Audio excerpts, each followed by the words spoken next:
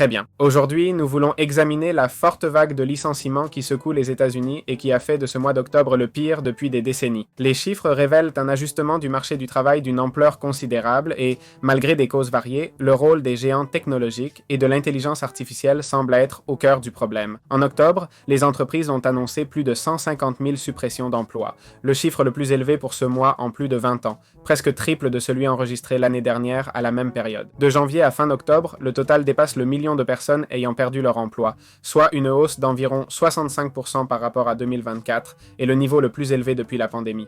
La majorité de ces réductions provient du secteur technologique, suivi du commerce de détail et des services. La raison principale en octobre était la réduction des coûts avec la pression de l'intelligence artificielle, comme nous l'avons déjà vu sur cette chaîne. En fait, tout indique que les grandes entreprises ajustent leurs effectifs depuis des mois pour se réorganiser et diriger les ressources vers des domaines stratégiques. Le cas d'Amazon illustre bien cette tendance avec 14 000 licenciements confirmés pour réduire sa structure sous prétexte de l'IA, comme on l'a vu.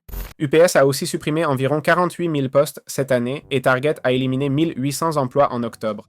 Microsoft, Meta et d'autres entreprises très rentables ont également réduit leur personnel par milliers. Même hors du secteur technologique, on suit une direction similaire avec Paramount Skydance, qui a annoncé 2000 coupes, environ 10% de ses effectifs pour restructurer. Pour comprendre ce scénario, rappelons ce qui s'est passé ces dernières années, avant et pendant les débuts de la pandémie, quand les taux d'intérêt étaient presque à zéro. Beaucoup d'entreprises tech ont embauché rapidement, créant les conditions d'un ajustement futur. Au-delà de l'essor récent de l'IA, la hausse des taux a suivi, coïncidant avec l'arrivée d'outils comme ChatGPT sur le marché. Tout cela a poussé de nombreuses entreprises à réorienter leur recrutement vers ces nouvelles technologies, pendant que les autres services subissaient des coûts. Certains experts soulignent que les attentes autour de l'intelligence artificielle dépassent peut-être ce qu'elle peut réellement offrir aujourd'hui. On nous avertit qu'on attend trop de ces outils et que toutes les prévisions ne se réaliseront pas. Pour cette raison, des entreprises comme Amazon réduiraient préventivement leur personnel, anticipant des gains de productivité futurs qui ne se sont pas encore concrétisés. Certains voient ce phénomène comme une austérité, après des années de forts investissements. L'adoption de l'IA, la baisse des dépenses et la hausse des coûts poussent de nombreuses entreprises à geler les embauches et réduire leurs dépenses. Selon le rapport économique du président, au moins 10% des emplois du pays pourraient être affectés par cette disruption technologique, surtout chez ceux qui n'acquièrent pas de compétences liées à ces nouveaux outils. Cependant, des experts soulignent aussi que tous ces changements ne sont pas uniquement dus à l'intelligence artificielle. Certaines études montrent que les changements les plus visibles suite à l'arrivée de ces technologies touchent surtout les tâches administratives, alors que dans l'informatique ou les mathématiques, aucun changement notable n'est observé. Dans cette perspective, on se demande si les entreprises surréagissent ou si elles prennent des décisions en anticipant un scénario qui n'est pas encore défini. Dans le cas d'Amazon, sa direction admet que l'expansion de l'IA générative transformera sa façon de travailler. Le problème est que cette vague de licenciements n'est pas compensée par une création d'emplois équivalente, les embauches d'octobre étant au plus bas depuis 2012 et septembre ayant connu des niveaux similaires à 2019. Depuis le début de l'année, les employeurs ont annoncé à peine plus de 200 000 nouveaux postes, moins de la moitié par rapport à l'an dernier à la même période. Tout cela inquiète banques et analystes, et une enquête récente de Goldman Sachs montre que, bien que peu d'entreprises aient réduit leur personnel à cause de l'IA, elles prévoient un impact croissant dans les années à venir. Bank of America a également constaté une hausse claire des allocations chômage parmi ses clients,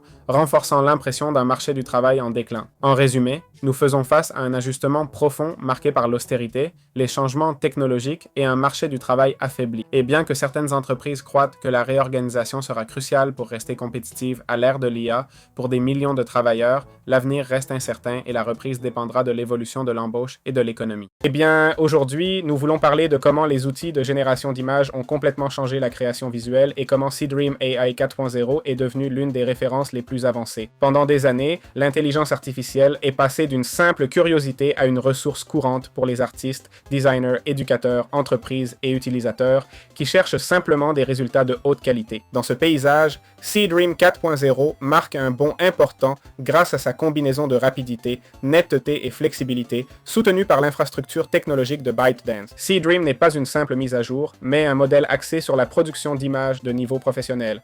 Et contrairement aux générations précédentes, il offre des rendus bien plus réalistes, des styles variés et une capacité de traitement conçue pour les flux de travail exigeants. Ceux qui travaillent dans l'art numérique, la création de concepts, le design ou le marketing peuvent générer du contenu soigné en très peu de temps. tandis que les utilisateurs occasionnels peuvent expérimenter sans difficulté. Son fonctionnement repose sur une idée simple, introduire une description claire de ce que nous voulons, d'une personne futuriste à un style pictural spécifique. Plus la demande est précise, plus l'image générée sera exacte. Il permet aussi d'ajuster le style souhaité, d'inclure des images de référence et de définir formats et ratios d'aspect adaptés à différents besoins. Grâce au mode 4K, chaque création conserve un niveau de détail qui la rend utile même pour les campagnes professionnelles, catalogues ou projets d'impression. Le progrès de cette version s'est manifesté par sa montée à la première place dans LM Arena, une plateforme comparant les modèles capables de transformer du texte en images. Et après des améliorations en résolution, vitesse et précision, il a surpassé des concurrents comme Nanobana qui, bien qu'excellent dans certains domaines, n'atteint pas la même fidélité de texture ou stabilité en haute résolution. Seedream, en revanche, offre des résultats plus nets, réalistes et avec une intégration d'éléments plus convaincants. Son architecture unifiée permet de générer des images de zéro, recréer des versions modifiées et fusionner plusieurs photos ou éditer des objets via des instructions simples. Tout cela en fait un outil précieux pour le e-commerce, où l'on a besoin de prototypes visuels rapides ou pour les créateurs nécessitant des images cohérentes pour le branding, les contenus éducatifs ou les illustrations. Dans le domaine de la mode, Seedream 4.0 offre des possibilités supplémentaires grâce à sa capacité d'essayage virtuel de vêtements. Le processus consiste à sélectionner le modèle le plus récent, saisir une description du style souhaité, télécharger des photos et choisir le format et la résolution.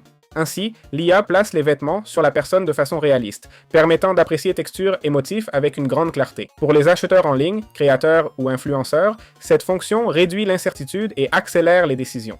La résolution 4K est essentielle dans ces cas, car elle permet de distinguer matériaux, détails fins et motifs sans perte de qualité. Cela en fait une ressource précieuse tant pour les catalogues que pour le contenu promotionnel ou les présentations de collections. De même, cela inclut des domaines comme le marketing, le design numérique, la création d'univers visuels ou le développement conceptuel de jeux vidéo. Seedream offre également des avantages par rapport aux autres options du marché. Des performances stables grâce à l'infrastructure ByteDance, une interface facile à utiliser, une évolutivité pour projets de toute taille et une communauté partageant expériences et exemples pour améliorer les résultats. Son modèle basé sur l'utilisation d'images offre également de la flexibilité aux personnes travaillant sur des campagnes ou projets ponctuels. Dans l'ensemble, Seedream AI 4.0 n'est pas seulement un outil de génération visuelle, mais il fait le pont entre idées et résultats immédiats avec sa puissance, sa résolution 4K et sa compatibilité avec divers styles, facilitant processus professionnels et projets personnels pour les créateurs en images, design, marketing ou mode. C'est une opportunité d'explorer de nouvelles formes de production visuelle, permettant à tout utilisateur curieux de découvrir concepts et styles simplement, avec un réalisme impensable il y a quelques années. Bien. Aujourd'hui, nous parlons du conflit croissant entre plusieurs studios créatifs japonais influents et OpenAI. Il s'agit de l'utilisation de contenus protégés pour entraîner Sora 2, leur modèle de génération vidéo. Ces derniers mois, un malaise s'est installé au Japon face aux images et vidéos IA qui imitent parfaitement les styles visuels du pays, notamment ceux liés à l'anime. L'organisation anti-piratage Coda, regroupant Studio Ghibli, Toei Animation, Bandai, Toho, Square Enix et d'autres acteurs culturels majeurs, a formellement exigé qu'OpenAI cesse d'utiliser leurs œuvres pour entraîner Sora 2. Selon cette organisation, ils ont constaté qu'une grande partie de ce que génère le modèle ressemble trop au matériel japonais, ce qu'ils interprètent comme résultat direct d'avoir utilisé du contenu protégé pendant l'apprentissage. Cette préoccupation n'est pas nouvelle.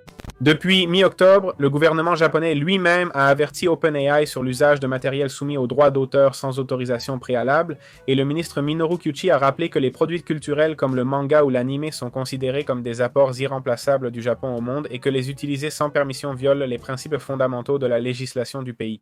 Ce rejet s'est intensifié depuis que, après le lancement des images générées par GPT-4o puis avec Sora 2, se sont multipliées sur les réseaux sociaux des représentations au style très similaire à ceux de studios et séries japonais reconnus pour des entreprises comme Bandai Namco, NHK, Aniplex ou WoWoWow. Ces résultats constituent une violation directe de leurs droits car ils reproduisent des éléments visuels qu'ils considèrent comme protégés. La réaction au Japon ne provient pas uniquement du secteur privé. Coda, qui agit aussi comme organisme anti-piratage, soutient que la loi japonaise n'accepte pas les systèmes d'exclusion volontaire après coup, contrairement aux États-Unis. Il souligne que la réglementation exige toujours une autorisation préalable pour toute copie, même celle générée pendant l'entraînement d'IA. Les différences juridiques entre les deux pays expliquent largement ce conflit. Alors qu'aux États-Unis, l'entraînement avec du matériel public peut être considéré comme usage légitime s'il n'implique pas de reproduction directe, la loi japonaise voit toute copie durant l'apprentissage comme non autorisée sans permission explicite.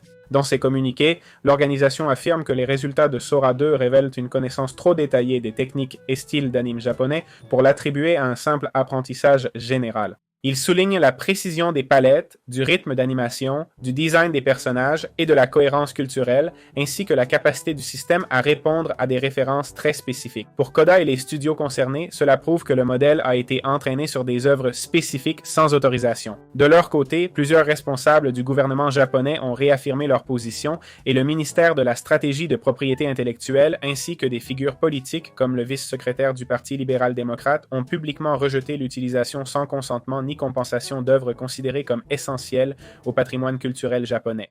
Face à cette pression, OpenAI montre des signes d'évolution dans sa politique de données, évoquant le passage d'un système d'exclusion à un système d'inclusion explicite et dans certains cas, l'étude de mécanismes de compensation financière pour les ayants droit dont le contenu contribue à l'entraînement. Cependant, pour Koda, ces propositions ne règlent pas le problème principal, l'utilisation antérieure de matériel protégé sans autorisation. C'est pourquoi l'organisation exige plusieurs actions. Ils demandent l'arrêt de l'utilisation de leurs œuvres pour Sora 2, qu'OpenAI réponde aux plaintes des entreprises membres et clarifie si du matériel japonais a été utilisé sans autorisation. Ils exigent aussi que tout usage futur soit conditionné à l'obtention d'une autorisation express avant d'inclure des contenus dans les ensembles de données du modèle. À ce jour, OpenAI n'a fourni aucune réponse définitive aux demandes de Koda ni aux requêtes formelles du gouvernement japonais. Pendant ce temps, le débat s'intensifie tant au Japon qu'à l'international, devenant un cas emblématique sur les relations entre l'IA générative et les industries culturelles qui alimentent son apprentissage.